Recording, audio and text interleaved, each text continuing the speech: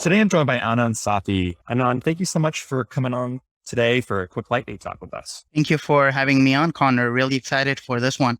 Absolutely. We love having engineering leaders on Dev Interrupted. And I think today we're talking about the transition from individual contributor to manager, something that I know you have a strong viewpoint experience on. Can you fill us in? Yeah, so I wanted to talk about how going from an individual contributor to an engineering manager is not a promotion. It's a different career track. And what we'll be discussing or touching on some of today is just the fundamental difference in terms of the roles and responsibilities. So folks have a better idea when they evaluate for their own career path.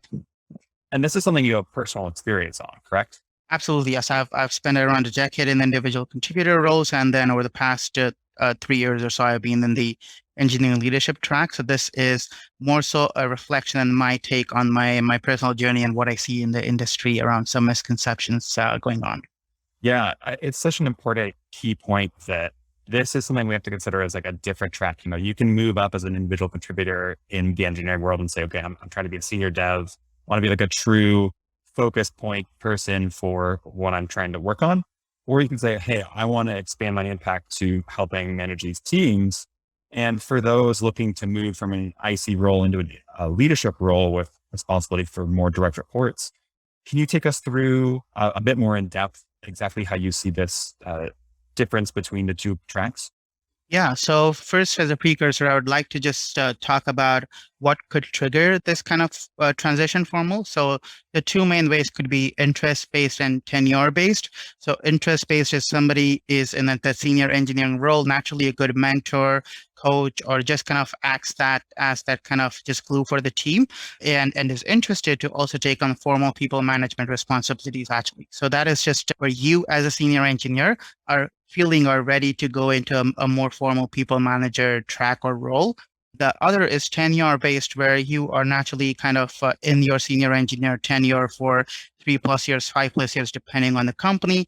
And the team or the company feels you are now well positioned to take upon a couple of direct reports. You might be doing a lot of that informally, just being a mentor and blocking the team as a senior engineer.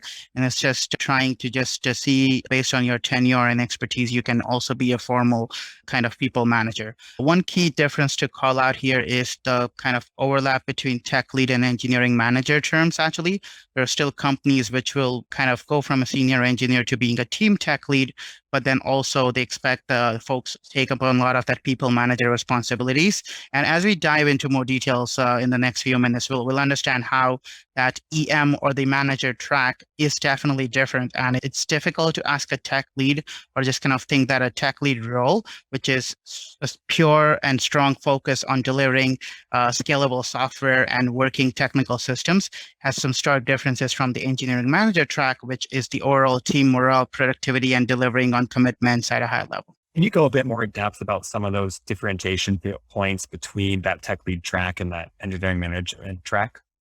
Absolutely. So I'll present around four signals in terms of how I have come to think of it and realize.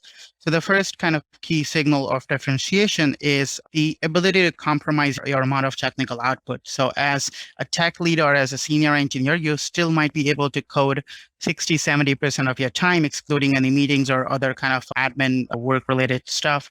But as a manager, that could come down really quickly from 0 to 30. And 0 is a real practical possibility.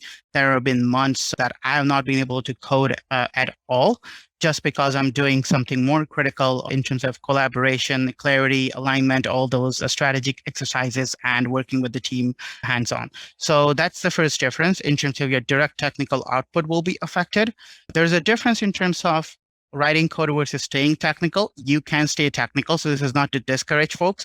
You can do peer reviews, participate in mentorship, coaching, technical huddles, architecture, brainstorm sessions. There's a lot you can do in terms of your technical output, but it's not simply that is writing lines of code actually. The other second key signal difference is, are you okay to spend probably half of your time in meetings, actually, especially in this remote world. Really important in terms of you don't have those hallway conversations bumping into the kitchen over coffee stuff. So you need to have that meeting time. Again, there are some core meetings that you just simply cannot skip as an engineering manager. And that is just because the more context you get and the more context you provide to cross-discipline stakeholders, it will keep the team aligned and also moving towards a common goal, actually. So that is that key important difference, actually. As engineers, you could skip a meeting or two if it's not critical in terms of implementation, but as managers, it's definitely rare. Key stark difference is the definition of success becoming more abstract. It took some time for me to get used to that in terms of, as an engineer, merging my PR in, putting kind of a code solution out, getting something to production, get the dopamine boost at the end of the day. That's success. Productivity a day, success. As a manager, how do I exactly define success? Because I'm not directly doing anything. So that's just in terms of success is more just there was no conflict this week. Everyone was able to get to their goal and they were not blocked, actually. There was no questions that came up around what exactly are we doing or what is our goal for the week. So, or all my one-on-ones are kind of just high morale tracking towards happiness, just in these things, for examples. The last key signal difference is around the mindset shift, which is that, to build upon kind of the last point, that is being a creator versus an enabler. As a manager, you are probably an enabler that is unblocking the team and your reports, actually. So you are enabling the creators on the team. You might not directly be a creator for doing non-IC work, actually. And that mindset shift is important in that sense. So these are just kind of really practical signals to help evaluate someone, that these should be your motivation factors to go on that track versus the misconceptions that this is a promotion, this will give me more compensation, I get the authority to hire and fire people. This whole power dynamics thing is probably very traditional orthodox that does not work in today's fast-moving, agile, high-performing teams. So these are kind of the ground realities of these kind of two tracks, actually. I think those are great points, because you really have to understand, if you're going to move into an engineering management role, that your entire job is going to change. The topic that you're working on, the code that you're trying to build up, the product you're trying to launch, those may be the same, but your role is entirely different. And I think it's a great point that this is not like a direct promotion of saying, oh, here's this next step. It's, we want you to do something different within that team. We want you to facilitate, we want you to help make other people better, instead of trying to be that superstar who goes and codes everything on your own.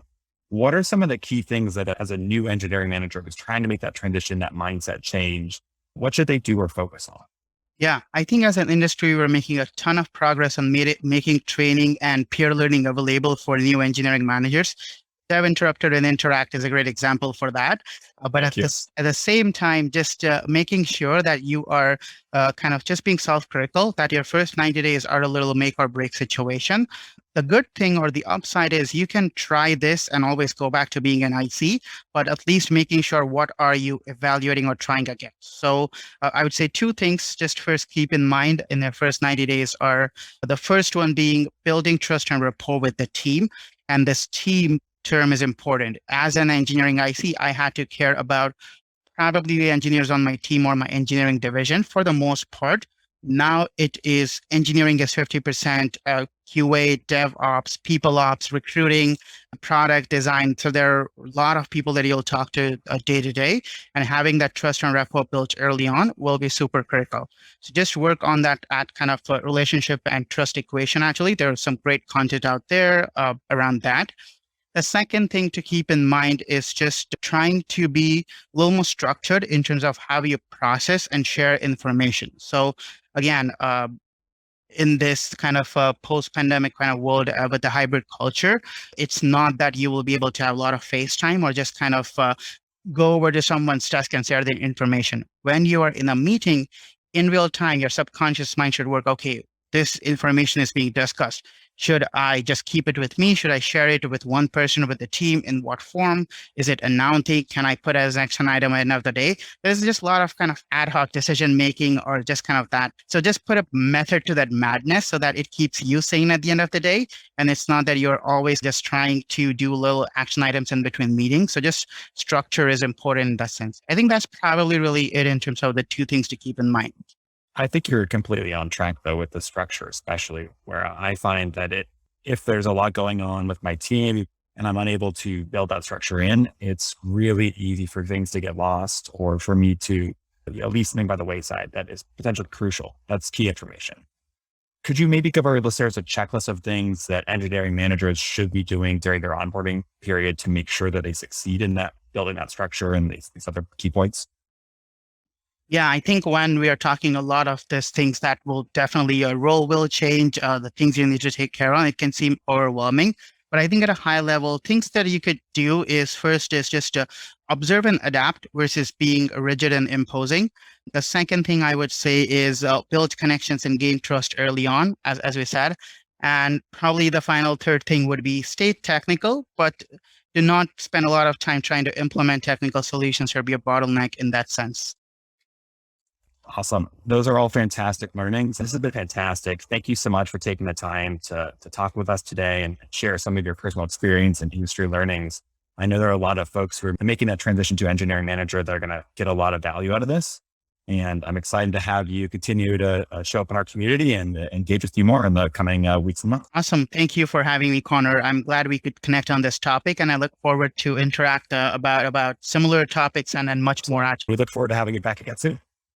Absolutely, Connor. It was a pleasure, and it's just so relevant, and I'm so happy we're talking about this.